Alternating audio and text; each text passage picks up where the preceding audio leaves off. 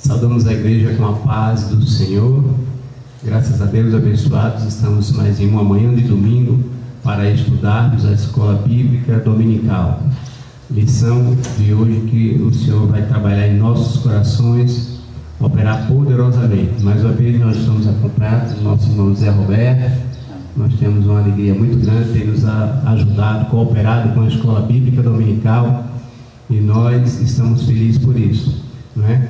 Nós vamos orar a Deus com o nosso irmão Zé Roberto, e nesta oração você também está convidado, junto com a sua família, de orarmos a Deus para que o Senhor continue nos abençoando, dê-nos uma semana de paz, uma semana de bênção na sua presença. Nesta oração nós vamos orar pelos projetos da AD Seara. Nós estamos nessa plataforma aqui, AD Seara Petrolina, e queremos agradecer a sua presença que está conosco, né? Pode convidar os seus amigos, os seus irmãos, para que acompanhem conosco a lição da Escola Bíblica Dominical. Mande o contato para seus amigos. E aí nós vamos estar, né, nesta oração, orando pelos projetos da AD Seara, pelos pastores, pastor presidente, pastor Hélio Ribeiro, pastor Elmir Ribeiro, por todos os obreiros, por todos aqueles que estão fazendo a obra. Também ore pelo ministério que você faz parte. Não é? Ore pelo seu pastor, ore pelas ovelhas, ore para que Deus possa operar poderosamente. Irmão Zé Roberto, vamos orar a Deus. Quero saudar os irmãos com a paz do Senhor. Amém. Nesta manhã maravilhosa, abençoada, vamos orar a Deus, dando início a esse trabalho, em nome de Jesus. Senhor nosso Deus, o nosso Pai, Pai Celeste, ó Deus soberano, diante da Tua presença, estamos nesta manhã, Senhor, suplicando a Tua graça, a Tua misericórdia, o Teu Espírito Santo, a direção do Teu Espírito, ó Deus, neste lugar, nesse trabalho. Que não sejamos nós, mas que seja o Teu Espírito Santo em nossas vidas, Pai, abrindo a nossa mente, o nosso entendimento, para transmitir a Tua palavra, para levar a Tua palavra, Senhor. Neste momento, Pai, suplicamos em favor dos Teus filhos, dos Teus servos, ó Pai, desta obra, desta igreja, deste projeto, ó Deus, ó Senhor da glória, que tem colocado no coração do nosso pastor, ó Deus. Abençoa o pastor Hélio, a toda a sua família, a sua casa, ó Deus, a todo o trabalho, a toda a obra que o Teu servo está fazendo, ó Deus, este projeto que o Teu servo agora está fazendo, ó Senhor da glória, dai vitória, seja com o Teu filho, ó Deus, tomando direção em tudo, ó Senhor da glória, abençoa cada obreiro, cada irmão, cada servo Teu que tem, ó Deus, se tornado, ó Pai, disponível, ó Deus, para fazer a Tua obra neste Pernambuco, Pai, nos lugares em que a igreja tem chegado, Pai, vai abençoando, e naqueles que a igreja ainda não chegou, mas a Tua palavra, a pregação está chegando, Senhor. Abençoa o Teu servo poderosamente, cada obreiro, cada irmão, ó Senhor, toma nas Tuas mãos, usa cada vaso Teu, assim como o Teu servo aqui, ó Deus, o evangelista Elmir Ribeiro, Pai, aqui nesta cidade, na direção desse trabalho, desta igreja. Dai vitória ao Teu servo, seja com o Teu servo, naquilo que ele precisa, naquilo que ele necessita, naquilo que ele tem apresentado a Ti. Abençoa ele, ó Deus, toda a sua casa, a sua família, o seu lar. Dai vitória, Senhor da glória. Abençoa cada irmão, cada um dos Teus filhos que estão fazendo a Tua obra nesta cidade, e assim também como esse trabalho, Pai, da escola dominical, levando a Tua palavra aos Teus filhos que estão em seus lares, ó Pai, ó Senhor, dai vitória, e assim toma a direção dos nossos governantes, do presidente, dos governadores, ó Deus, dos governos municipais, daqueles que estão, ó Deus, na direção, ó Pai, da cidade, do estado, do país, que o Senhor vai tomar direção em tudo, porque o domínio é Teu, a soberania é Tua, o Senhor pode fazer todas as coisas, ó Pai. Sei que este processo que estamos passando é a vontade Tua, Senhor, é permissão Tua, e assim toma a direção das nossas vidas nesta manhã, pois nós Te pedimos e Te agradecemos por tudo, em nome de Jesus. Amém. Amém. Glória a Deus. Oramos a Deus. Nós agora vamos exaltar ao Seu nome, louvar o Seu nome com os hinos da harpa cristã. Convidamos você, se tem uma harpa, abra a sua harpa. Nós vamos louvar o Senhor desta feita com o hino de número 88 da harpa cristã. Depois vamos louvar com mais um hino, o hino de número 5 da nossa harpa.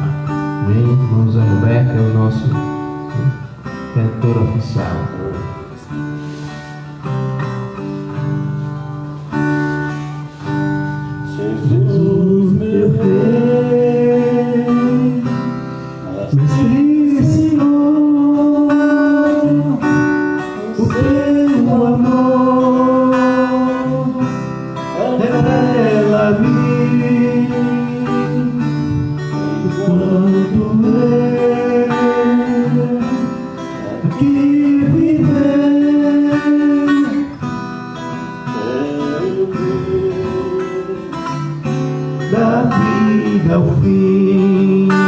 Revela a nós, Senhor, Jesus, meu Salvador, as maravilhas mil do teu divino amor, e com veraz louvor, fervente gratidão, eleva-te, Jesus, Senhor, o nosso coração. As bênçãos mil do teu amor, qual esplendor me cercarão. O seu olhar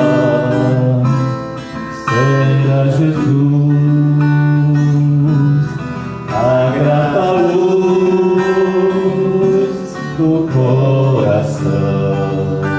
Revela-nos, Senhor, Jesus, meu Salvador, as maravilhas mil do teu divino amor, e com veraz louvor, fervente gratidão, eleva-te, Jesus, Senhor, o nosso coração.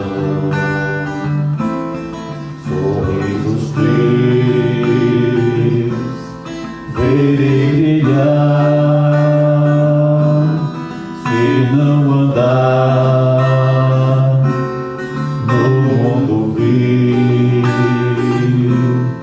desfrutarei, prazer verás, tempo de paz primaveril. Revela-nos, Senhor, Jesus, meu Salvador, as maravilhas mil do teu divino amor, e com veraz louvor, fervente gratidão, eleva-te, Jesus, Senhor, o nosso coração. E quando for no céu morar e descansar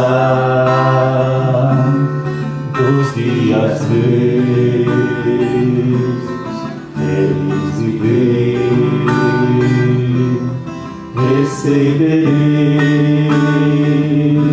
de ti, meu Rei, meu Santo Deus. Revela-nos, Senhor, Jesus, meu Salvador, as maravilhas mil do teu divino amor, e com veraz louvor, fervente gratidão, eleva-te, Jesus, Senhor, o nosso coração.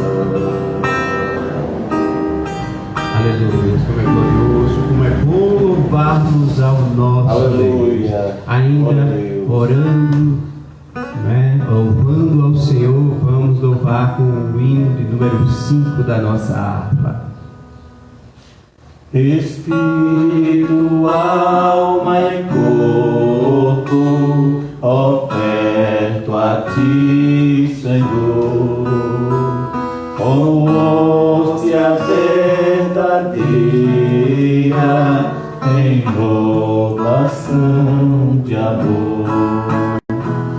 Eu louvo a Deus consagro, em Cristo vivo altar, ó desce fogo santo do céu.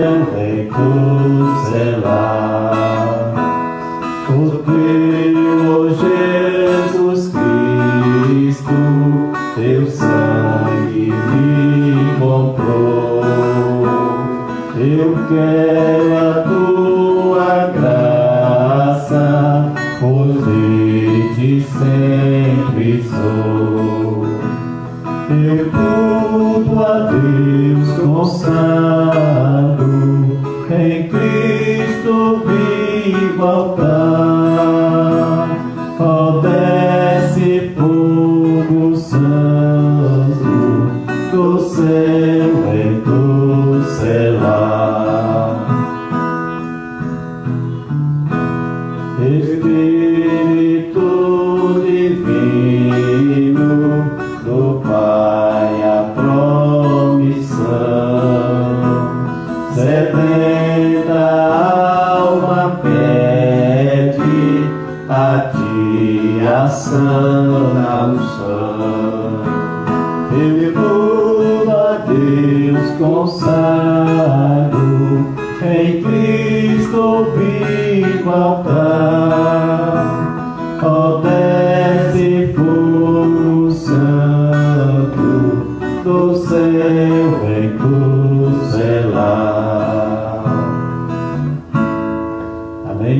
Amém. Glória a Deus. Como é bom podermos louvar ao nosso Deus. Temos a liberdade de louvarmos ao Senhor, de estarmos juntos, não é mesmo com essa pandemia. Nós temos a oportunidade, temos o privilégio, né? Nós estamos em uma posição segura, só está eu e o irmão José Roberto aqui, né? Levando até você lição da Escola Bíblica Dominical, para que possamos acompanhar, possamos também, né, termos a continuidade dos nossos ensinos bíblicos, para que nós possamos crescer em graça e em conhecimento. Então, mais uma vez, queremos agradecer a você que está conosco através dessa plataforma digital da AD Seara Petrolina. Como já falamos no início, manda um convite para uma pessoa, para que ele também possa acompanhar conosco, e nós estamos aprendendo junto, crescendo junto, não é assim, irmão Zé Roberto? Né? Tudo para nós é novo, nós tivemos que improvisar um certo, como se fosse um estúdiozinho, porque a gente não pode estar com os irmãos reunidos na congregação, mas nós louvamos a Deus que você está aí, quer seja agora e em um outro momento que estiver vendo esta live. Que Deus abençoe a sua vida e te dê crescimento com a nós espiritual, para que possamos enfrentar todas essas dificuldades e também, né, as ciladas do aniversário, mas com o conhecimento da palavra. Então a Escola Bíblica Dominical, ela vem nos fortalecer no conhecimento da palavra, para que possamos estar firmes no dia mau e guardando a palavra no nosso coração, para que nós não venhamos a pecar contra o nosso Deus. A lição bíblica de hoje, abençoados, é edificado sobre o fundamento dos apóstolos e dos profetas. Então, nós estamos nesta manhã de domingo, 24 de domingo, é a 8ª lição, né? E a verdade prática da lição, ela nos diz: Jesus Cristo é a pedra basilar da igreja, que está edificada por meio dos ensinamentos dos apóstolos e dos profetas. Né? O objetivo geral da nossa lição é ensinar que Cristo é a base da igreja, e estamos alicerçados na doutrina dos apóstolos e no testemunho dos profetas. Os objetivos específicos são 3. Né? O primeiro, explicitar que no Antigo Testamento Deus habitou no tabernáculo e no templo, mas no Novo habita em nós por meio do Espírito Santo. Nós já vimos isso também na lição anterior, né? É uma continuidade, é uma progressão. Então esse foi o primeiro ponto do nosso objetivo específico. O segundo é apresentar o fundamento da igreja como a doutrina dos apóstolos e testemunho dos profetas. E o terceiro, refletir que somos templo do Espírito Santo e devemos viver em santidade, ou seja, separado das coisas desse mundo, que nós possamos ter uma vida de santidade, uma vida de devoção e, né, diante de Deus. A leitura bíblica em classe, ela vai estar em 2 passagens bíblicas. Vai estar em Efésios capítulo 2, versículos 20 a 22, e também lá em Mateus, no capítulo 7, versículo 24 a 27. Eu vou ler a passagem que está em Efésios, no capítulo 2, versículo 20 ao 22, e o nosso irmão Zé Roberto vai fazer a leitura da passagem que está em Mateus do capítulo 7. Amém, abençoado? A palavra do Senhor, ela nos diz assim, né? Efésios capítulo 2, versículo 20: edificados sobre o fundamento dos apóstolos e dos profetas, de que Jesus Cristo é a principal pedra da esquina, né? No qual todo edifício bem ajustado cresce para templo santo no Senhor. O 22, no qual também vós juntamente sois edificados para morada de Deus no Espírito. Amém. Mateus capítulo 7, versículo do 24 ao 27, nos diz assim a palavra de Deus: todo aquele, pois, que escuta estas minhas palavras e as pratica, assemelhá-lo-ei ao homem prudente que edificou a sua casa sobre a rocha. E desceu a chuva, e correram rios, e assopraram ventos, e combateram aquela casa, e não caiu, porque estava edificada sobre a rocha. E aquele que ouve estas minhas palavras e as cumpre, compará-lo-ei ao homem insensato que edificou a sua casa sobre a areia. E desceu a chuva, e correram rios, e assopraram ventos, e combateram aquela casa, e caiu, e foi grande a sua queda. Louvado seja Deus. A nossa lição está dividida em 3 tópicos abençoados. O primeiro é um edifício espiritual. O segundo tópico, o fundamento, apóstolos e profetas. E o terceiro tópico, edificados para a morada de Deus. Então nós vamos já dar início ao primeiro tópico, um edifício espiritual, com o nosso irmão José Roberto, que trará a exposição introdutória também desta lição. Amém. Glória a Deus. Nós estamos aqui, nesta manhã, neste domingo abençoado, como de costume, como nós temos de costume, de estar sempre nos templos reunidos, na manhã de domingo, para participar da escola bíblica dominical. Como o momento que nós estamos atravessando não nos é permitido, para estarmos reunidos junto com os amados irmãos, estamos fazendo essa live juntamente aqui com o irmão Joseli, para levar a palavra de Deus, pelo menos no espaço que nos é reservado, que é bem resumido, Muito resumido, mas Deus opera grandemente, Amém. Glória a Deus. Pois é, como nós já vemos, nós estamos tratando, da lição sobre a epístola aos Efésios, que o título dessa revista fala sobre a igreja eleita, onde nós podemos perceber, com muitos detalhes, que o escritor, o comentarista dessa revista, como nós já vimos nas lições passadas, falando sobre a condição dos gentios, a sua condição diante de Deus, que não participava das promessas, No domingo passado nós também falamos sobre a questão, glória a Deus, aleluia, agora me fugiu da memória, Edificar. A questão da nossa reconciliação com Deus, Isso. Primeiro falou sobre a condição dos gentios, que eram fora da promessa, e depois da questão da reconciliação, da oportunidade que nós tivemos, através de Cristo Jesus, de sermos reconciliados com Deus.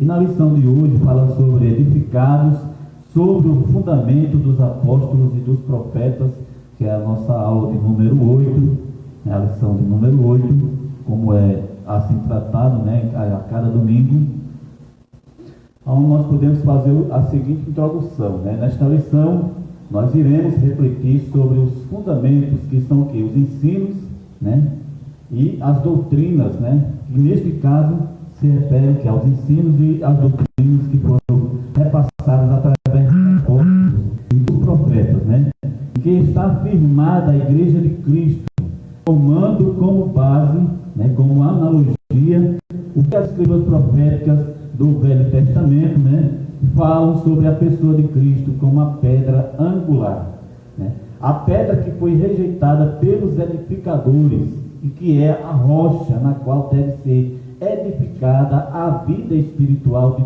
todos os crentes, né? E esta edificação, ela deve ser feita em cima daquilo que os apóstolos e os profetas aprenderam e receberam da própria pessoa de Cristo, né? Amém, irmão? Amém.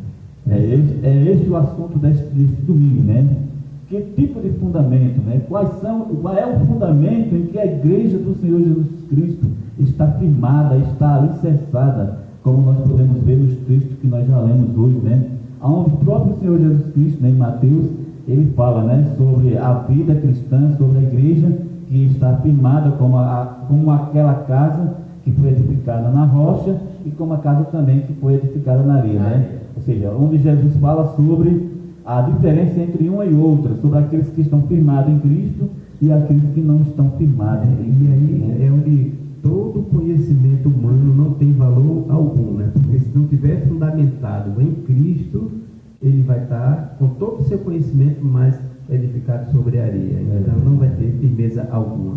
Pois é. E como eu falei, né, no domingo passado, nós falamos sobre como Cristo é a nossa reconciliação com Deus, né, e sobre os privilégios que a morte de Cristo nos trouxe na cruz, a abertura do caminho ao homem de se aproximar de Deus, obtendo de Cristo a sua paz e o acesso direto a Deus por meio do processo da reconciliação, né, como está em Efésios 13, capítulo 2, versículo 3 e versículo 19. E agora iremos aprender neste domingo, hoje, né, sobre o fundamento dos apóstolos e dos profetas. O primeiro tópico fala sobre um edifício espiritual, né? Aqui na revista o escritor ele fala sobre o exclusivismo religioso que criou inimizade entre judeus e gentios, que neste ponto veremos o que Cristo fez para dar fim a este litígio entre os homens, como já foi frisado, como já foi falado nas lições anteriores, né? Que por causa do exclusivismo da nação de Israel, né? Por eles serem escolhidos, como está escrito em Êxodo 19:5, que Deus havia dito para aquele povo que ele era o povo exclusivo, né? Propriedade exclusiva deles. Peculiar de Deus, né? Então eles achavam no direito que somente eles eram o único povo que podia ter acesso direto a Deus, né? Embora que de uma certa forma sim, mas de outra forma o que Deus queria que aquele povo apenas fosse o portal, o acesso para que as outras nações viessem ao conhecimento de um Deus verdadeiro, de um Deus real, né? Porque nós sabemos que por causa do pecado, né, por causa do distanciamento do homem, né, o homem ele tem procurado Deus de várias formas, de várias maneiras, criando rituais, criando religiões, criando outros tipos de acesso que não era o verdadeiro acesso. Então Deus queria de qualquer maneira pudesse fazer o portal, o acesso direto para que chegasse até o homem, né? E as nações foram privadas disso até a vinda de Jesus Cristo, quando ele, né, une os gentios com os judeus da promessa. É verdade. Aí aqui no primeiro subponto, né, no primeiro subponto, no tópico, primeiro subtópico, fala sobre o santuário judeu, né?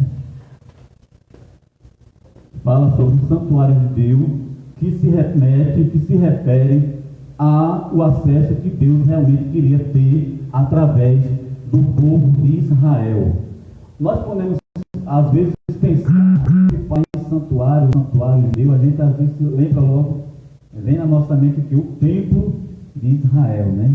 Vem logo na nossa mente o templo que Deus fez com que Davi construísse, né? Ele colocou um desejo no coração de Davi, né, para construir o templo, e Deus não permitiu que Davi construísse por causa da questão de que ele era um homem sanguinário, né, um homem de guerra. Então passou a responsabilidade para o seu filho Salomão, né? E a perspectiva humana é sempre materializar algo que na verdade é espiritual. Então veio um templo que na verdade Deus deu todas as características como deveria ser, mas o homem sempre precisando de algo material, né, para poder adorar. E agora Deus diz: os verdadeiros adoradores adorarão o Pai em espírito e em verdade. Verdade anterior, verdade dos dias atuais, muito com maiores revelações.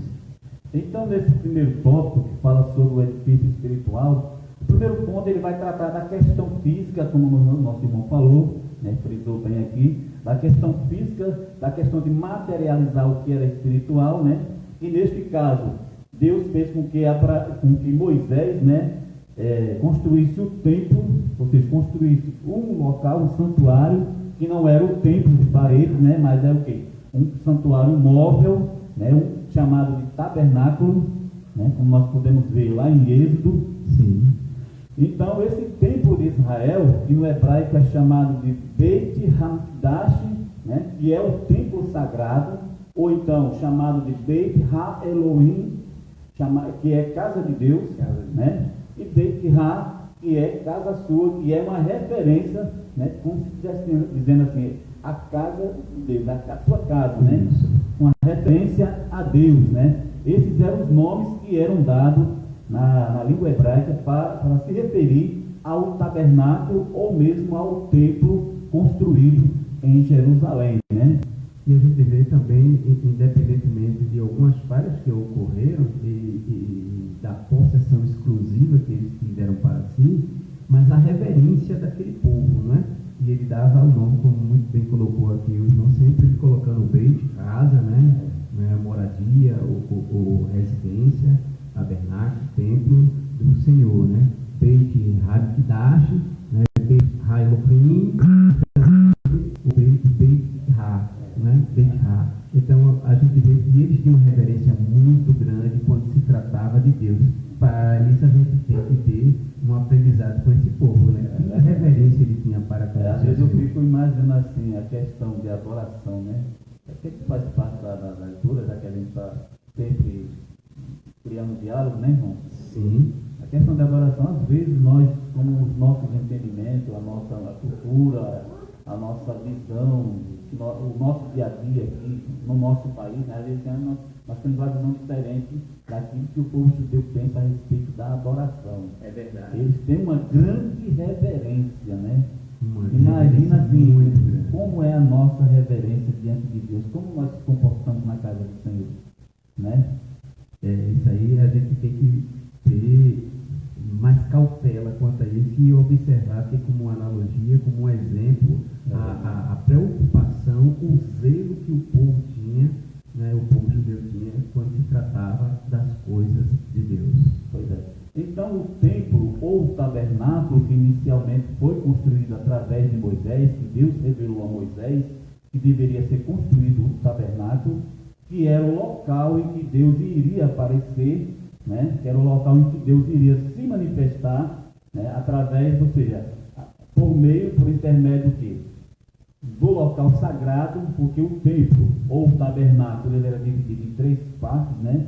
E era o pátio, né? O que era aquele cercadozinho que envolvia a parte tabernáculo, né? A parte externa, e também o próprio tabernáculo em si, que era dividido em 2 partes, que era o quê? O local santo, o lugar santo, e o lugar santo dos santos, né?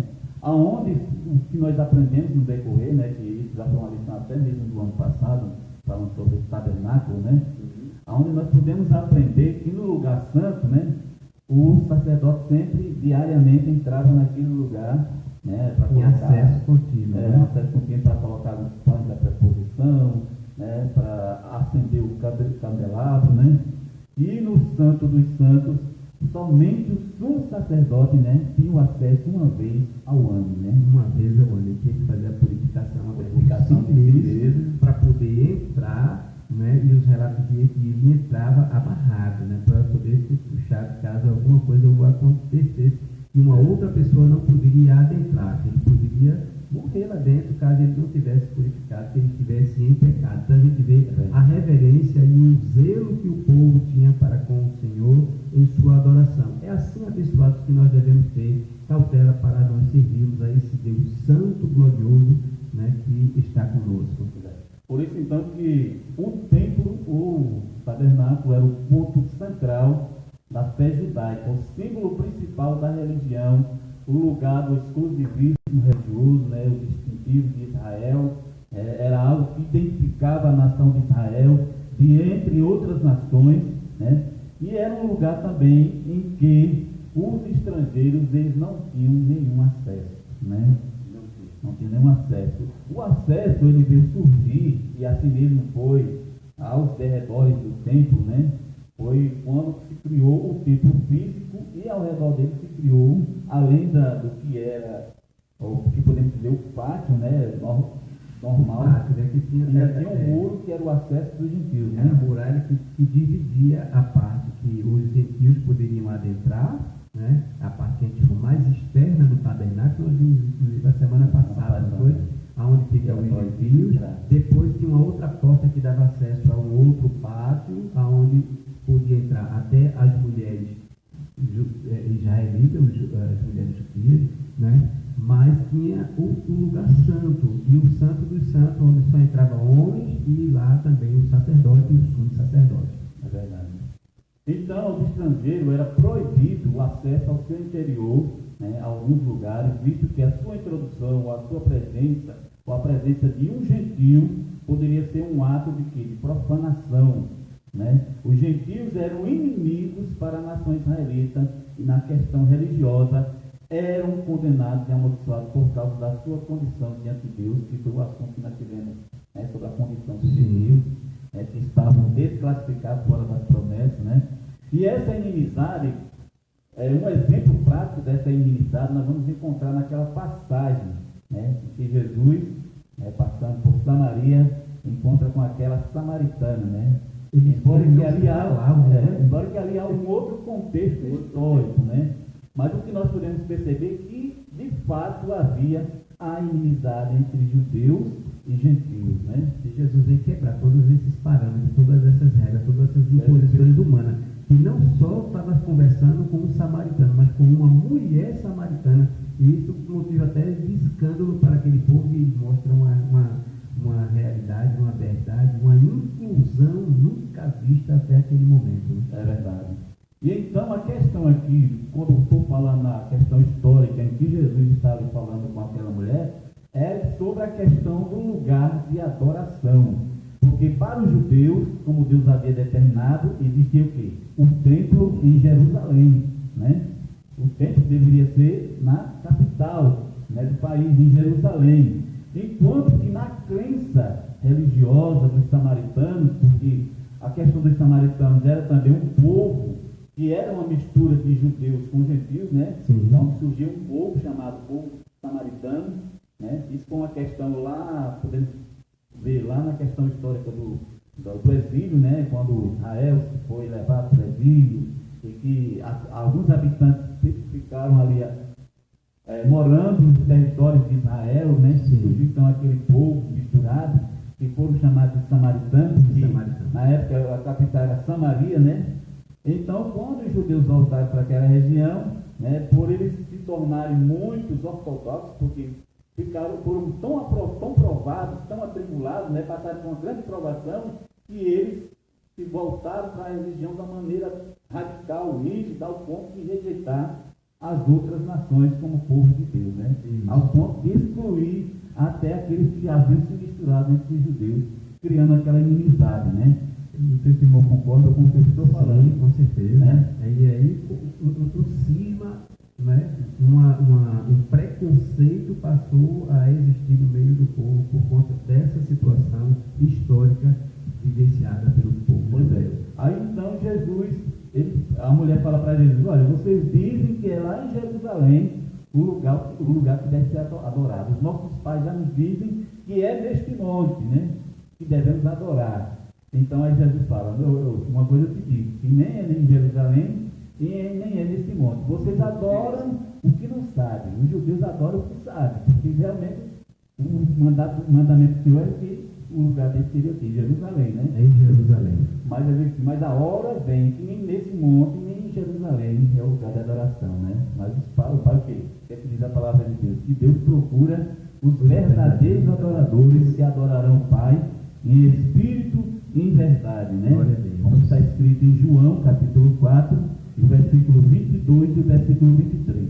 Na questão de Deus querer morar, habitar no meio do povo de Israel, né, nós encontramos este desejo, esta vontade de Deus lá em Êxodo capítulo 25, versículo 8, que nos diz assim: em mim farão santuário e habitarei no meio deles. Aleluia. E o nosso que na nossa tradução, né, fala no meio deles, mas que no próprio hebraico, né, que tem um sentido mais ampliado, mais profundo, né, a expressão Betorram, né, ela fala sobre que o desejo de Deus não era habitar no meio deles, mas era habitar dentro de cada um dos israelitas, ou seja, dentro da própria pessoa, do próprio ser, o desejo de Deus.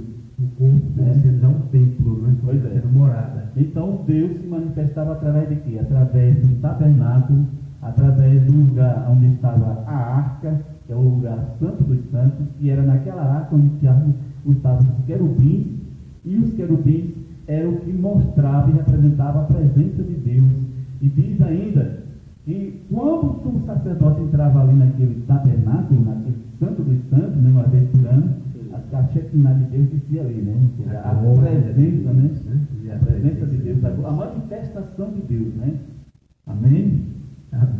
E para não ficar somente nesse primeiro subponto, né? Também no decorrer da história, além do tabernáculo, surgiram o quê? Mais 3 templos que foram construídos em Jerusalém.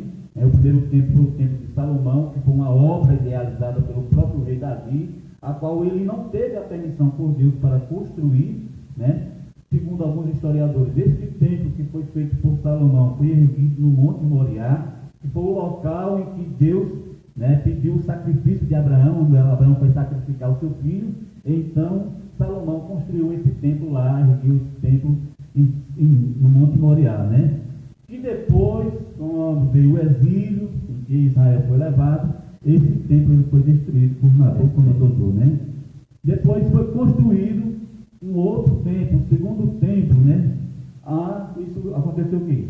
Aconteceu quando Deus, né, permitiu, através daqueles homens que haviam levado Israel para suas terras, permitiu que aquele povo retornasse novamente para Jerusalém. Então foi construído o segundo templo, chamado Templo de Zorobabel, né? Conhecido como o segundo templo erguido após o exílio do cativeiro babilônico. Com o passar dos anos, o templo ele foi se deteriorando, né? Foi passando os anos, foi se deteriorando. Eu creio que chegou aquelas profecias de Malaquias, em que o povo não estava mais buscando a Deus, em que os sacerdotes não estavam mais se consagrando, não estavam mais fazendo o que era para ser feito no seu ofício. Então tudo foi se deteriorando espiritualmente na vida do povo de Israel, ao ponto de, quando chegar no tempo de Jesus, próximo à época em que Jesus iria aparecer, né, onde o próprio apóstolo Paulo fala sobre a plenitude dos tempos, né? A plenitude dos tempos, lá em Romanos 11, 25. É verdade. Então o Herodes, que era o rei, o imperador, né, naquela época, ele resolveu construir o terceiro templo, né, como meio também de querer conquistar a amizade do povo judeu. Isso. Sempre vou entrar em detalhe da história.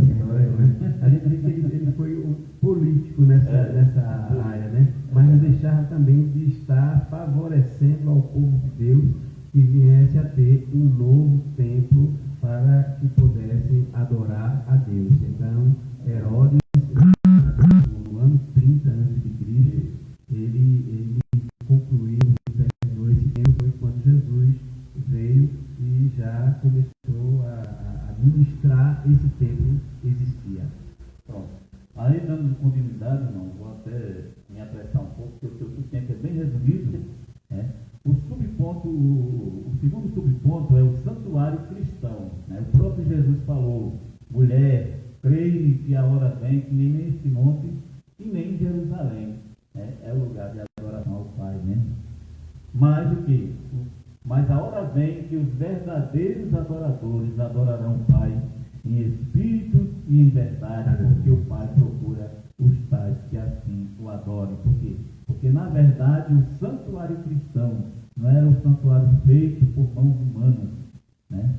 Que o desejo de Deus não era habitar dentro de templos feitos por mãos humanas, mas habitar dentro de cada homem, de cada mulher, de cada pessoa que se achegue para andar conforme a sua vontade. Operar em seu coração, em sua mente, em sua razão, e de forma que nós venhamos a ser instrumentos de Deus aqui na terra. Se verdadeiramente o Espírito Santo de Deus habita em nós, até como está escrito na palavra de Deus, nós somos nova criatura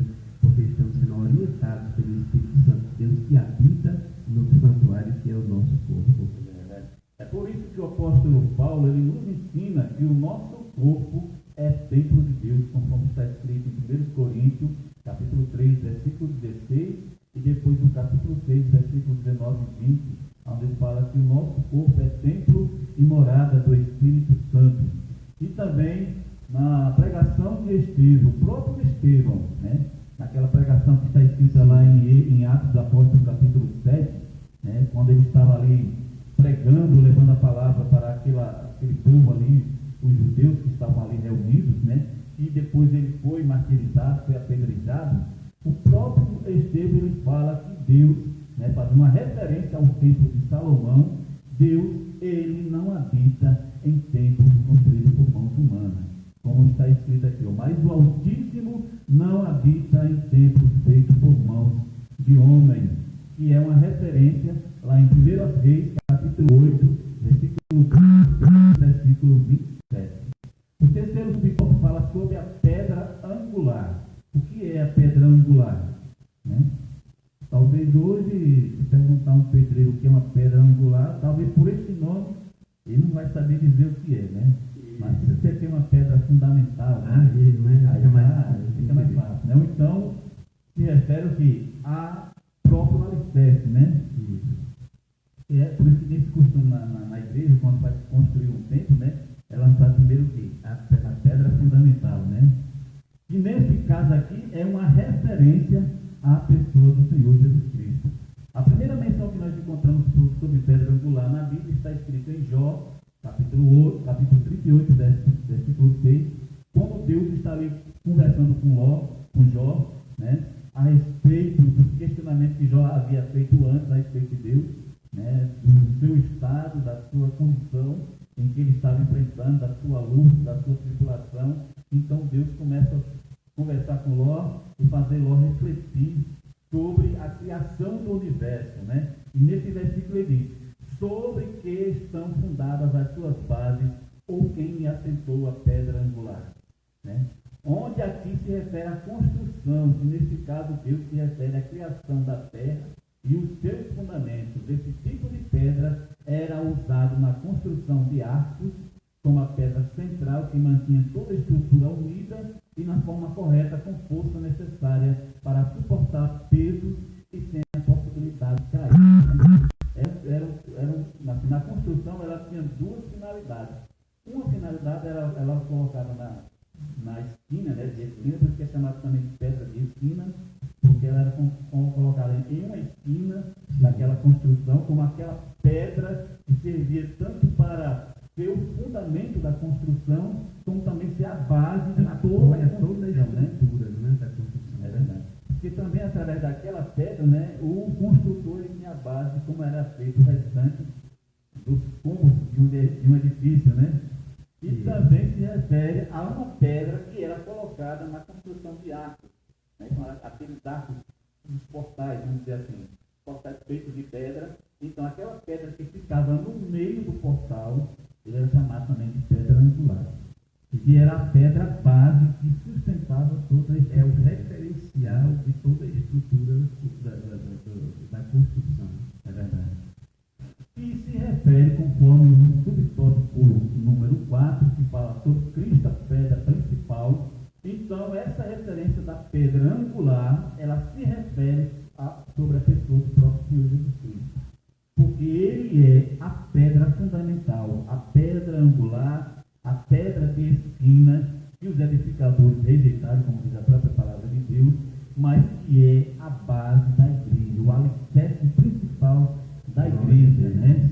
Se refere a uma profecia remota que fala que a igreja, que a pedra rejeitada tornou-se cabeça de esquina. Está escrito lá em Marcos, lá em Salmo 118, verso 22. O próprio Cristo afirmou em Marcos 12 e 10, né? Essa pedra é usada como figura em Isaías 28, 16, né? E Pedro apontou que essa pedra angular era o próprio Jesus Cristo. E muito antes de Pedro afirmar isso, né, Deus havia também falado para Pedro, né? Olha, Pedro, tu és pedra, e sobre esta pedra, né, edificarei a minha igreja. Né? Alguns até interpretam de maneira equivocada, né? Porque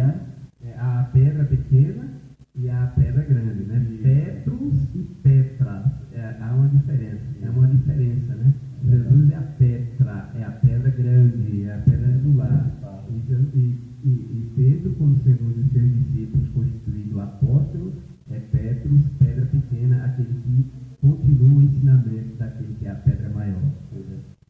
E aí, quando Pedro falou isso, está escrito lá em Mateus, capítulo 16, versículo 18. Quando a Bíblia usa o termo pedra angular, Jesus está destacando a posição exaltada de Jesus, a sua grandeza, a sua primazia e a sua importância fundamental, como está escrito em Lucas 20, 17 e 18. E por fim, o texto de Efésios 2 e 20, Paulo faz a referência a Cristo como pedra fundamental, na qual os apóstolos estão edificados, e tal como também é pedra nessa construção, a igreja. Os fundamentos se dizem aos ensinos que os apóstolos levaram ou trouxeram da pessoa de Jesus Cristo, que é o alicerce da igreja. Porque quando se fala em fundamentos dos apóstolos e dos profetas, se fala na doutrina, nos ensinamentos que eles obtiveram e receberam do próprio Senhor Jesus Cristo, né? O próprio Senhor Jesus Cristo como a base, como a alicerce principal, onde está firmada a igreja, né? Então, aquilo que eles ensinaram, aquilo que eles escreveram, eles não escreveram de sua própria mente, mas eles foram testemunhas oculares, inspiradas pelo Espírito Santo, e viveram, conviveram, ouviram da própria boca de Jesus. Presenciaram tudo quanto aconteceu. É verdade. Aí o segundo ponto fica agora com o nosso irmão, trazendo aqui, em nome de Jesus. Amém, abençoado. Que manhã abençoada nós estamos aprendendo a palavra de Deus na sua origem, na sua etimologia. Não é pregação, é ensino da palavra de Deus, conforme está na nossa lição, edificado sobre o fundamento dos apóstolos e dos profetas, que é a lição deste domingo. Então, mais uma vez, queremos parabenizar você, a sua casa que está nos acompanhando, mesmo você que em outro momento vai ver esta live na oportunidade dessa plataforma da DCA em Petrolina. Então, queremos agradecer a todos quantos estão nos acompanhando. O nosso segundo tópico, como já foi dito, é o fundamento. Qual o fundamento? Dos apóstolos e profetas. Então, o conceito de apóstolo, nós temos que ir lá para o grego, que a pronúncia é quase a mesma, apóstolos, né? Aquele que é mandado em missão. E deriva também da palavra apostolém, né? Outra terminologia, outra palavra grega, que é utilizada etimologicamente para designar o nome de um título, né? Que na linguagem da Roma antiga, lá no passado, ele era dado a um capitão, a uma pessoa de uma alta patente, que tinha uma responsabilidade de estar à frente de uma frota de navios, né? Que era enviado em missão para a exploração de um território. Mas preste atenção, veja que coisa interessante. Qual era o intuito? Qual era o intuito? O objetivo deste capitão, que era o apostolém, era de conduzir, ou na verdade, essa frota, explorar esse território e fazer com que as pessoas elas tivessem característica de um rei que pudesse vir visitar. Ele era também chamado de apóstolo, esse capitão. Esse capitão que era comandante dessa frota desse navio, que era enviado para a exploração de um território, ele era chamado de apóstolo. Então, nessa colonização, o apóstolo, esse capitão, ele levava consigo, além dos exploradores, ele também levava soldados e uma equipe de profissionais, composta por professores, né, tanto da língua, no caso, o domínio da língua grega naquela época, mas também da cultura, né, eles doutrinar, ensinar a cultura da época para que eles não viessem a estar descaracterizados da cultura. Também eles levavam arquitetos, construtores, médicos e muitos outros profissionais, né, que eram enviados para tomar a terra, o território colonizado, para tornar, né, essa terra, esse território colonizado, ele ficava parecido com a terra nativa. Então veja que responsabilidade ele tinha com todo aquele grupo de pessoas, e a gente vê isso muito parecido com a igreja, né? Nós temos o pastor, o evangelista, o presbítero, o diácono, o dirigente de ciclo de oração, auxiliares, dirigente de ciclo de oração, professores de escola bíblica dominical, para que nós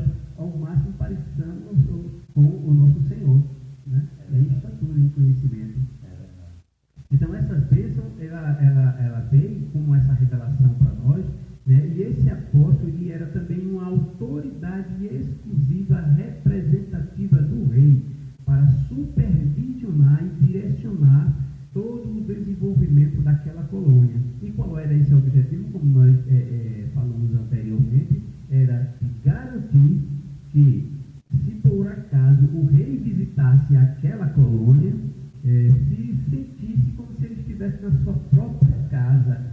Amados, quando nós estamos aprendendo a palavra de Deus, é para que nós venhamos a nos parecer quanto mais com o Senhor Jesus, né? Crescente a estatura, para que venhamos a estar em um grau de conhecimento e também de vida santificada, para quando o Senhor vir buscar a sua igreja, nós estejamos preparados e o mais parecido possível que Ele quer que nós estejamos, que é alcançar a nossa salvação, né? Visto isso, vale a pergunta, veja só, os apóstolos dos dias atuais, ou mesmo nós que temos a responsabilidade de nós sermos o sal da terra, a luz do mundo, nós estamos buscando nos tornar parecido com o povo do rei, que ele estabeleceu para que sejamos. Então essa é uma reflexão. Então toda essa história, ela serve, né, em relação ao termo, a terminologia de apóstolo, e aí vai também para ministro, para os obreiros, e a responsabilidade para cada um de nós, porque nós vamos apresentar-nos a Deus, e cada um será responsável pelas suas ações. Mas a Bíblia diz que aos apóstolos, aquele que está à frente, aos pastores, ele tem a responsabilidade de cuidar das nossas almas como aquele que ama e dá conta dela diante do Senhor. Então é uma responsabilidade muito grande. E você, olhe pelo seu pastor, olhe pela sua igreja, olhe para que o Senhor opere grandemente, olhe por esta obra, por esta ADCeara, uma obra que veio da parte de Deus, para que nós possamos também estarmos juntos com as demais denominações, crescendo em graça e conhecimento, em busca da nossa salvação, que ela é contínua, né? O nosso aperfeiçoamento também é contínuo, e estamos aprendendo aqui da parte do Senhor. Esse termo apóstolo também se refere aos 12 escolhidos por Jesus para que o acompanhassem em seu ministério terreno, né? Vivessem e aprendessem, e que pudessem também, após a sua ascensão aos céus, ensinar tudo aquilo que aprenderam de Cristo, e que fossem testemunhas oculares de tudo que ouviram e viram da parte do Senhor Jesus. Então a nossa igreja, né, ela está fundamentada nos ensinos do Senhor Jesus Cristo, por intermédio dos apóstolos que se empenharam a trazer a sã doutrina para a palavra de Deus. E nós estamos alicerçados nessa doutrina trazida para nós, né, através dos apóstolos.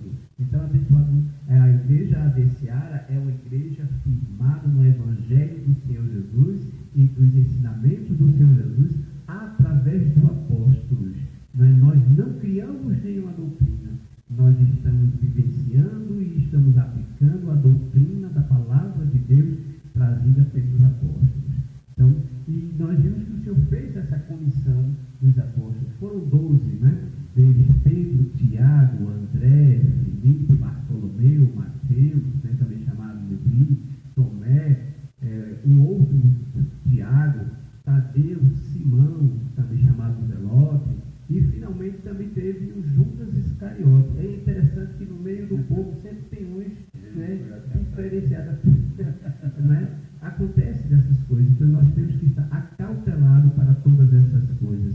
E dali se sobressaíram 3, principalmente, né? Pedro, Tiago e João, né? Mateus também teve o seu destaque, deixando o livro, né, no Evangelho segundo escreveu Mateus. A doutrina dos apóstolos. Quando se fala sobre o fundamento dos apóstolos, nós não estamos nos referindo àqueles apóstolos exclusivamente do Antigo Testamento, mas os apóstolos que foram escolhidos pelo Senhor Jesus, né? Não é os profetas anteriores, mas os escolhidos pelo Senhor, que se refere apenas aos 12 que foram escolhidos por Ele, tirados do mundo, para que Ele viesse trazer a revelação da mensagem, né? Nós sabemos que para substituir o Judas Iscariotes foi escolhido Matias, mas também Paulo, pelo próprio Senhor Jesus, na estrada de Damasco, né? Ali, quando ele era ainda perseguidor, Deus se revela para ele e fala para ele: salvo, salvo a quem tu persegue. Tudo para ti é recalcitrar contra os aviões. Então o Senhor trouxe uma revelação a Paulo, e Paulo se transformou, né, em apóstolo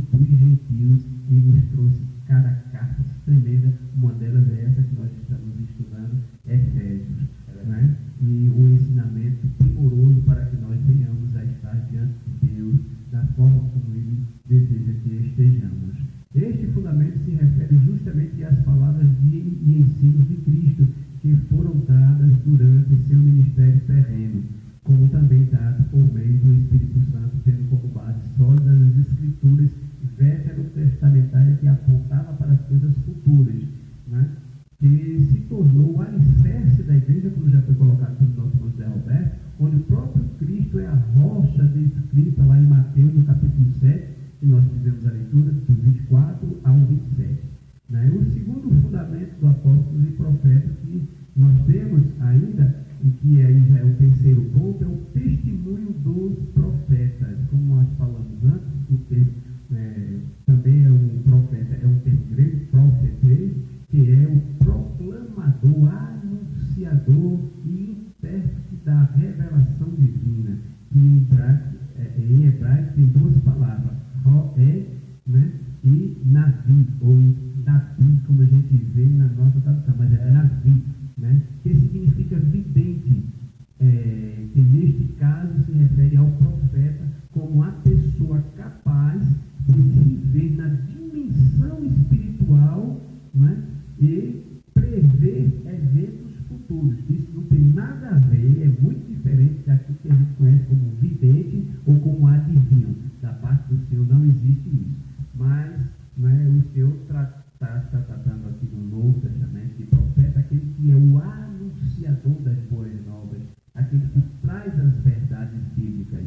E você está sendo um profeta da parte de Deus nos dias atuais, aquele que está disposto a levar a sua palavra, o seu conhecimento aos pecadores, edificar a vida dos que estão fracos, então que Deus abençoe a sua vida para que você possa ser um instrumento da parte de Deus.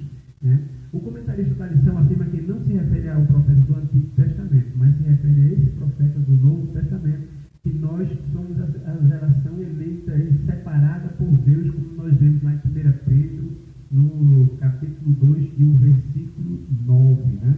E todos que receberam a graça de Cristo, eles também têm essa vocação e essa eleição de sermos a nação santa, o povo chamado da treva para a sua maravilha. E se vocês lerem o que se escreve, poderão saber e entender que Cristo nos capacitou, quando a gente vai ler essas passagens bíblicas, nos capacitou para estarmos diante do Senhor. A gente vê isso lá em Efésios, no capítulo 3, versículo de 4 a 6. O nosso tempo, na verdade, ele é muito